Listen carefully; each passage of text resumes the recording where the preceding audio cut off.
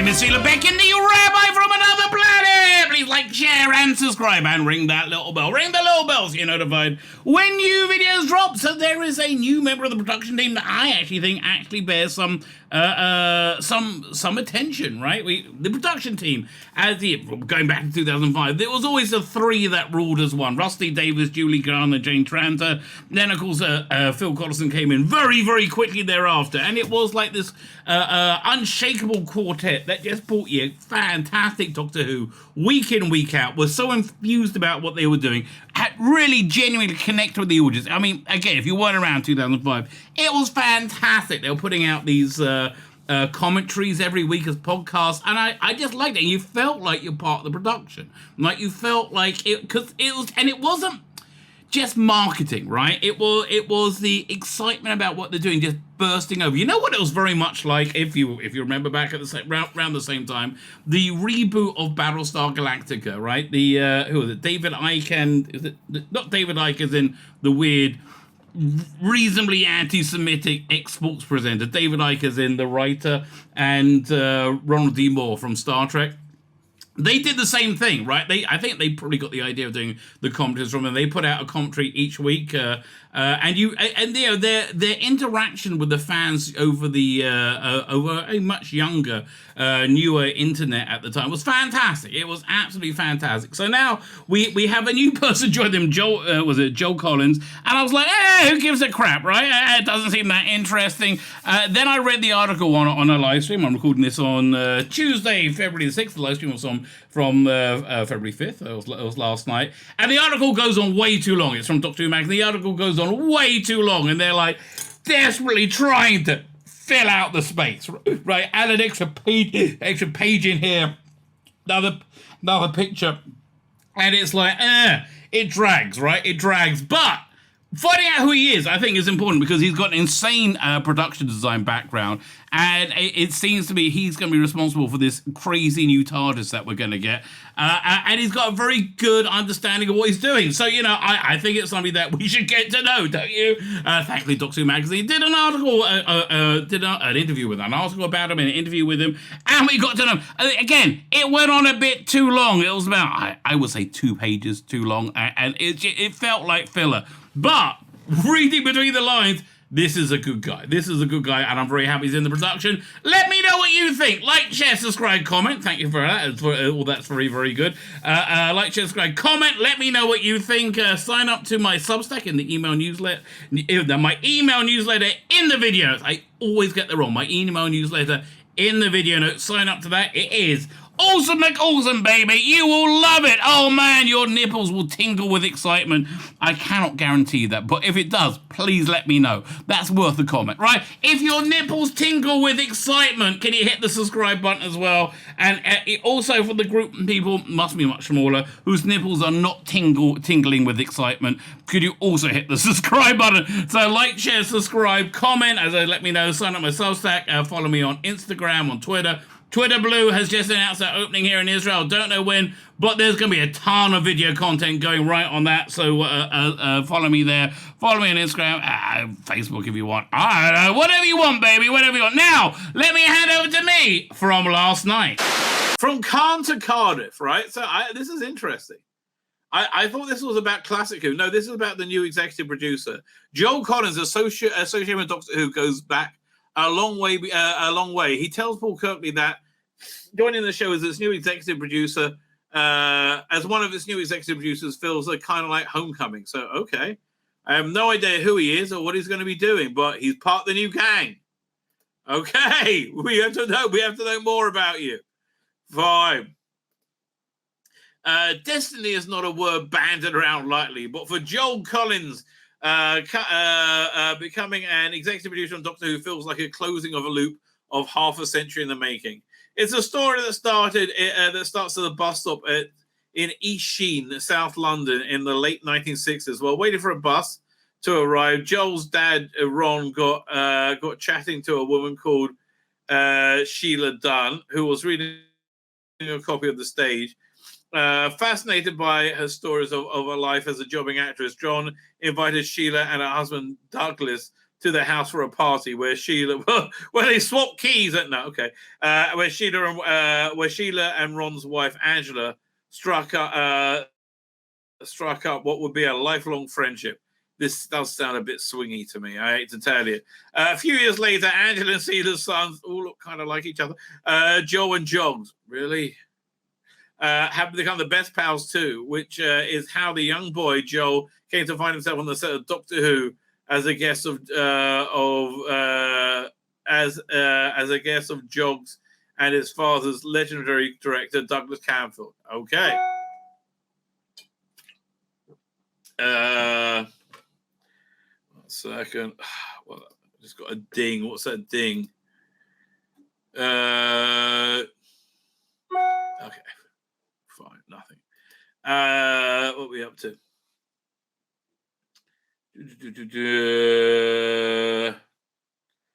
Douglas was and still is one of the biggest inspirations to me, says Joe. Okay, so he loves Douglas Camfield. It's good, right? Douglas Camfield, one of the best Doctor Who directors of all time. Military precision is how he really describes him, right? My favorite Douglas Camfield. Let's have a look at Douglas Camfield Doctor Who. I'm going to say Invasion, which is freaking awesome. Yeah, 1 second. Douglas Camfield Doctor Who. Died in the 70s, I think. All right, let's have a look. TARDIS Wiki. He did. What? He's a director on Unearthly Child film sequences. Okay, with what I was saying. So he did Planet of the Giants. The Crusade. Crusade's excellent. Oh, I love the Crusade. Time Meddler, Dalek Master Plan, Web of Fear. Okay, by Web of Fear, he started to get Web of Fear is excellent. The Invasion, Inferno, Terror of the Zygons, and Seeds of Doom. That's a pretty good resume. When did he pass away? Passed away. Was it 75? Died in 84, right? Wow. Okay, that's much later than I thought. Okay, did the Professional, Shoestring, Blake 7. Yeah, he did a bunch of stuff. Yeah, we like Douglas Camfield. Fine. Back to the article.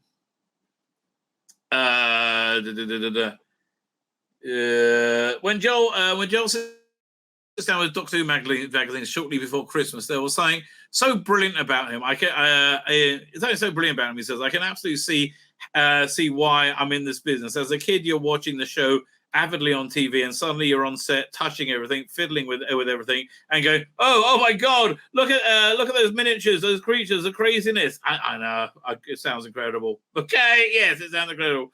I recall on one occasion being left alone with my mates and being told by the prop master, "Whatever you do, don't touch anything." But I just couldn't help myself, and I came back and said, "You didn't touch anything, did you? Because it's highly toxic, highly poisonous." It wasn't, obviously. He just wanted to see my reaction. Welcome to the 60s when you could do things like that. I don't know who she is, but I would like to know her more, whoever this young lady is.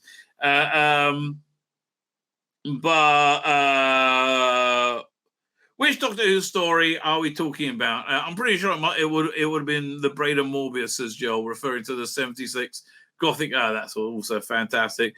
Sorry, Lash Planet Khan. So, and summoned into existence in the BBC Studio Centre 1. Perfectly, right? Absolutely perfectly.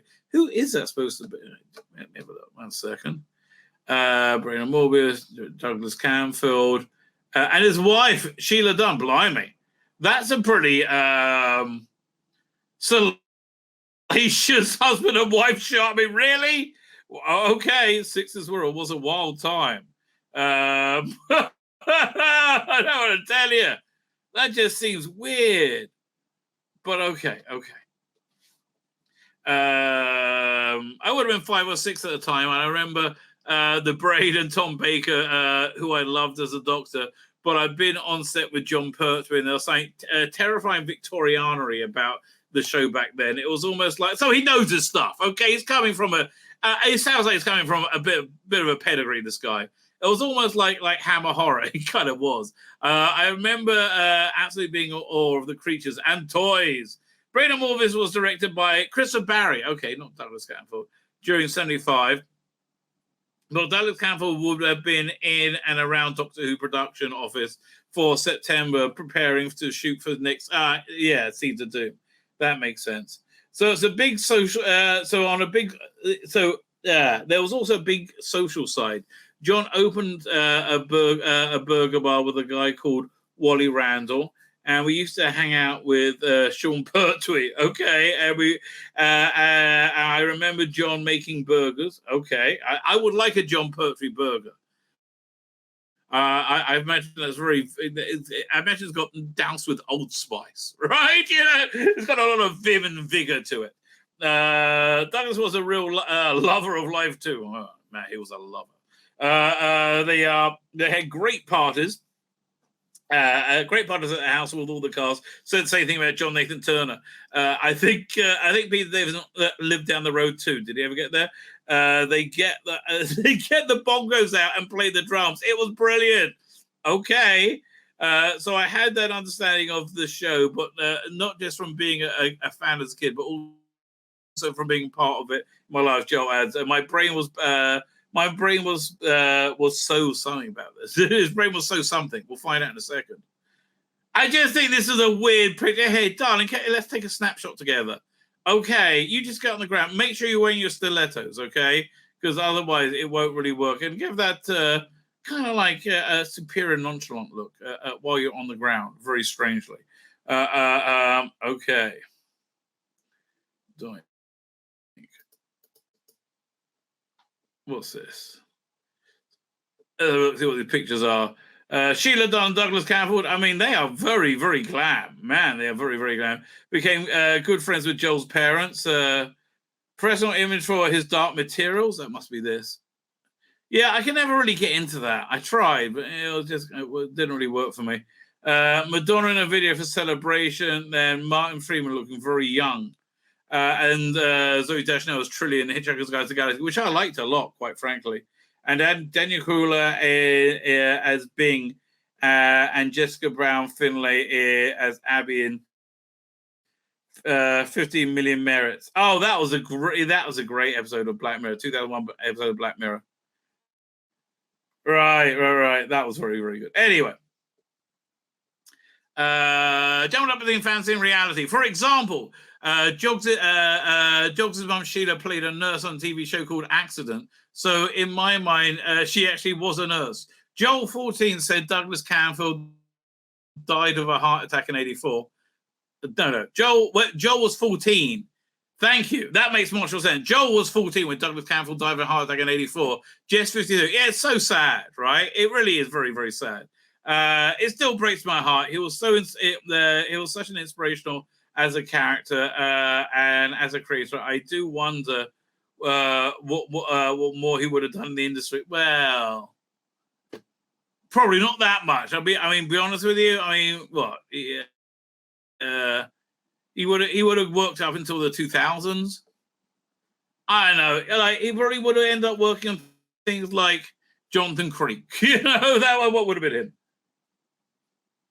It would have been a different direction for one of those things. I don't think there'll be any major blip in terms of the world of telefantasy, right?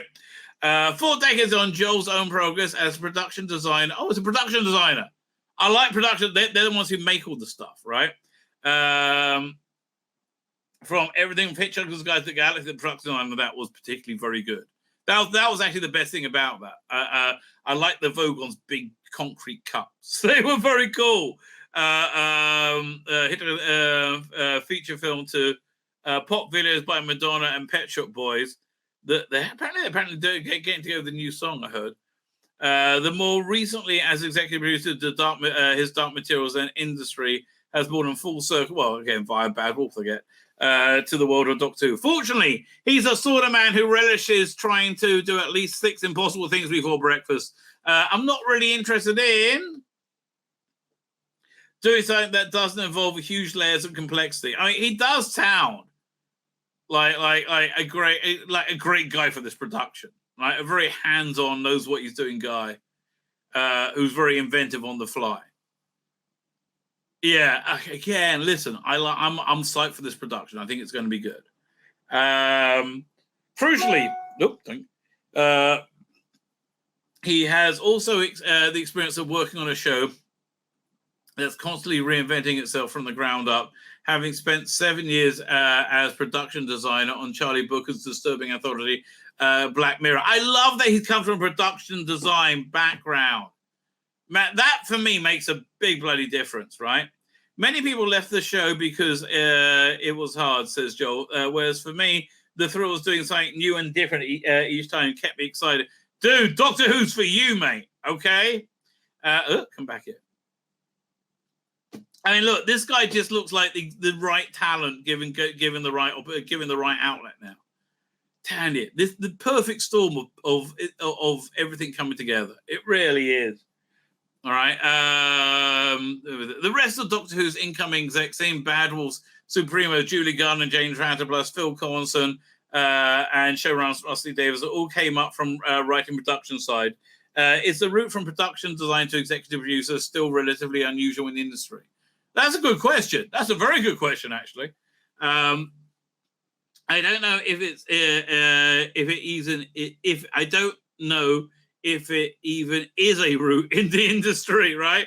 I realized a long time ago that as a designer was a title that had a kind of bracket around it. What's the bracket? But actually, designers are hugely pivotal to the success of the production. That's absolutely true. Yes, I completely agree with you. Right, as a designer, I've always built teams. I've always built teams. Always taken the family approach to the creative solutions. It was like Hitchhiker's movie. I spent a year developing along with the producer and director. That really does feel that way, right? That's not the role of a designer, right? I agree with you, but I think it's so pivotal to that movie particularly. And it really did show. It's like Blade Runner. Blade Runner had this like incredibly rich, detailed production design because they're in the middle of a strike and everything was on hiatus. So they really just kept working, right? They just kept working on these things. But this is again, the movie wasn't great, which is a real shame. But like it should have been. It looked great, right? Great cast as well. Sam Rockwell, say for Beetleborgs, with a different place to put his spare head, was very, very good. Again, production design. That was production design. So with Hitchhikers, I spent a year with it. There's no simple way to remove those brackets without changing your job. So I guess that's what's been happening to me for about the past 12 years. I've been driving towards removing. Yeah, okay. So essentially what this is, he's a production designer who's very, very good at his job that ended up creating the things that he's working on. So he had to become a producer to do the thing that he's naturally falling into. This sounds like good news, right? This doesn't sound like it's going to be shit. I mean, again, look at the design of Marvin. How much longer is this? Well, a couple of pages. Yeah, look at the design of Marvin, which I just thought was excellent, right? I mean, because you got that BBC version, which wasn't very good, just seared into your head, right? And it gave it an entirely different feel. Also, I like the full prefect in this was good. I mean, I didn't have any problem with I didn't even feel that was race swapping, right? It was like I didn't feel full prefect was intrinsically white, right? Yeah, was it Mos Def was the guy? I mean, I thought he was good.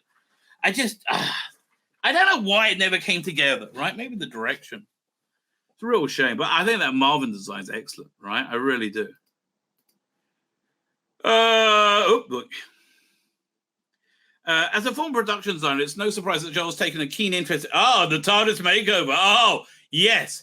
So it's supposed to be. Oh, I'm going to hear in a minute. A few people approached me saying they would like to design the TARDIS Doctor Who, and I soon realized what they really meant. That they would like to have a go at designing the TARDIS, right?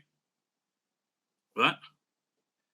A few came to me, approached me, and said they'd like to design Doctor Who, and they said they really want to design a TARDIS. He said, smiling.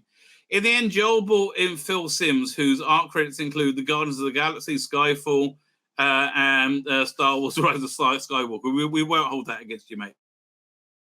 I've known film for years. He was my first art. I gave him his first art directing job on Hitchhikers. He's a real talent. Okay, yeah, he was a real talent there. We talked through various concepts with Russell, and there was one rough idea that was just too ambitious, too impossible. But everybody loved which everybody loved. Once in front of Russell, he was just too. It was just too visually bright to unsee. So this is a big deal, I think, right? I'd go, yes, but it's completely mad. It's never going to happen. Then we started to say, okay, how can we make this impossible space possible? So Phil Borden, a brilliant engineer who spent months trying to solve the engineering riddle of the impossible logic design set. I can't wait to see this thing. Right? I can't wait to see it. It's got to be kind of soon because they're teasing it now. It's got to be kind of soon. Which no one in their right mind would ever have thought in the first place, but kind of sums up the show. I can't wait to see it. Are they going to be inside of Clockworks or something? I don't know. Fine, brackets. So it takes the brackets out of his name. Fine, job description. So I can be... So I can be all in on the creative elements, from the storyteller to the visual effects to the peripheral stuff like posters and branding. Man, this guy sounds like perfect to have in the as an executive producer. Man, this sounds really good. Can I just keep saying this over and over again? How's it going to get better? And then I clone Scarlett Johansson and I send her to every viewer to give them a blowjob. Really? Yes. Wow, you just did get better. Thank you. Thank you, Mr. Johansson. Have a good day. That said, isn't it natural, given the background, for Joel to take particular interest in the look of the new Doctor Who series? As an executive producer, Paul, I think I like to think I have a global responsibility for everything, he says. But I guess my experience in building large worlds and creating VFX environments and characters. So yes, partly my job is to tell these stories as brilliant as we can visually. Look, mate, Beat the Meat looked pretty darn good. So yes, you got a lot of money. I think you're spending it well, right? I think it's good. He's not the only one with an eye on the prize. Rusty Davis is a visionary in so many ways, says Joel. Well, obviously. It's very rare to meet somebody like Russell. I've worked with writers, but they aren't necessarily able to see what they write. Yes. He lives and breathes TV. His latest thing, Nolly, I'm 2 episodes in. Just the understanding of the medium is breathtaking, right? How he knows, and it's just an expression of himself, and it's kind of a beautiful expression. Loving Mark Gatiss as what's he called again? Not Larry David, not Larry David. Generation Game, not Bruce Forsyth. Oh, I'm gonna look it up. It's too annoying. Mark Gatiss Nolly. Who's he playing? I got to click. Can you just tell me? Wait, is this? Yeah, that is Mark Gatiss. Fine. Larry Grayson. Oh my God, that was so painful. Oh, back to the article. Oh God, that was genuinely agony. Wait. It was Russell has always had a keen to stress that television is a visual medium. Yes, he understands that very well.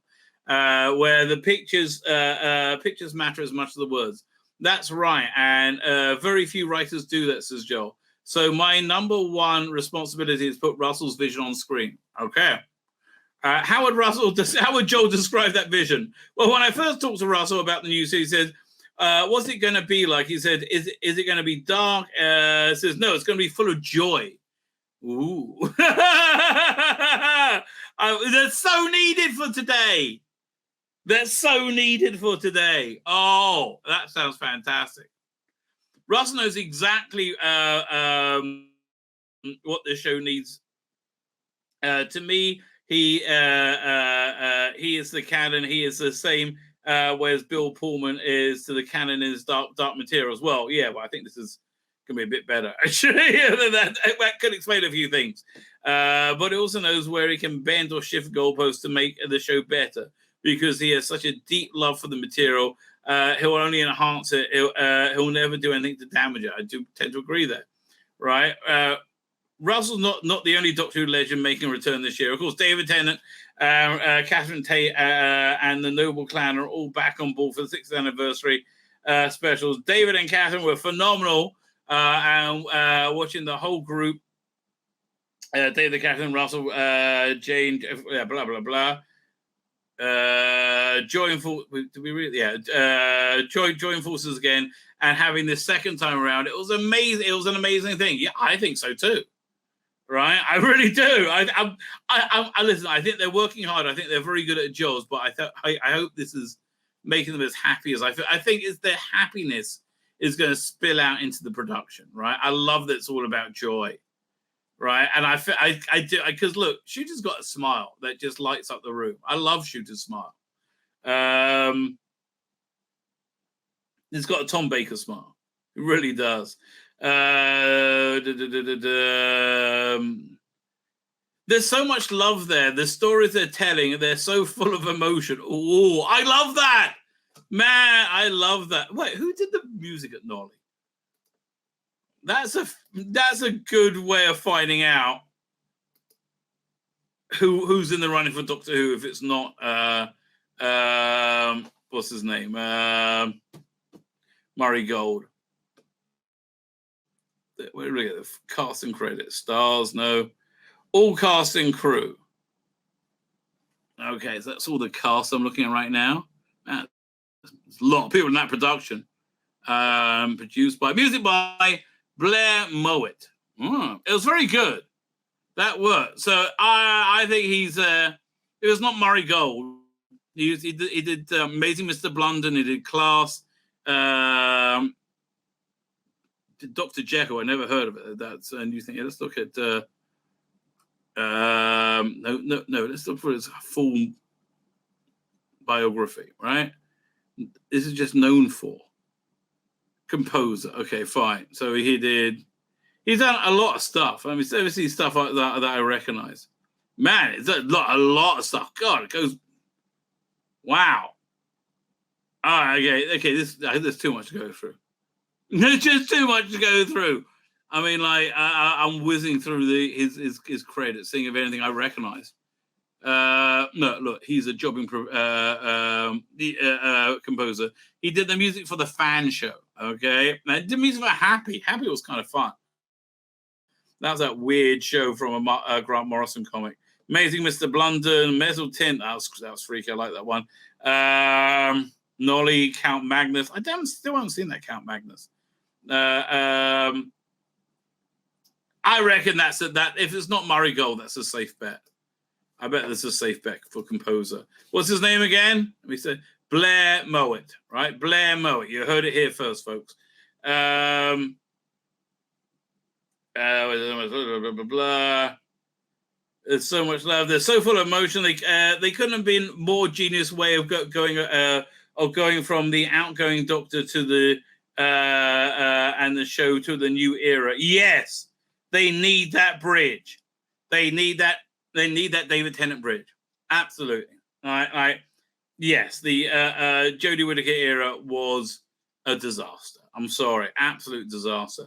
It really gives a fun playground while very gently nudging us into the future. The future and the coming 15th Doctor, Ncuti Gatwa begins with a clandestine meeting in a London hotel.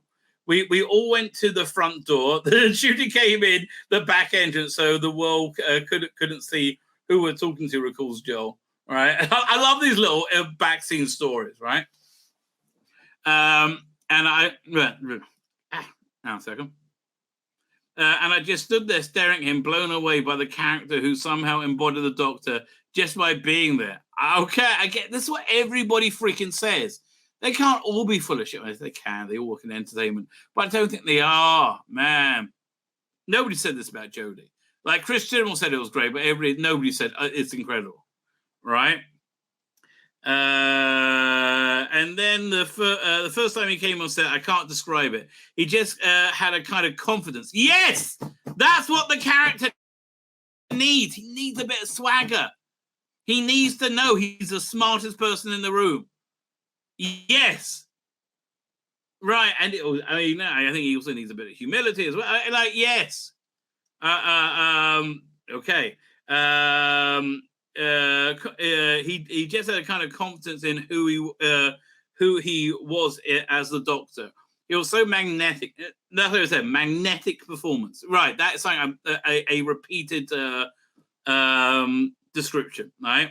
When you're casting a Doctor, you're looking for a piece of magic, I guess. Russell's done it before, and your reason will probably seen it happen a few times.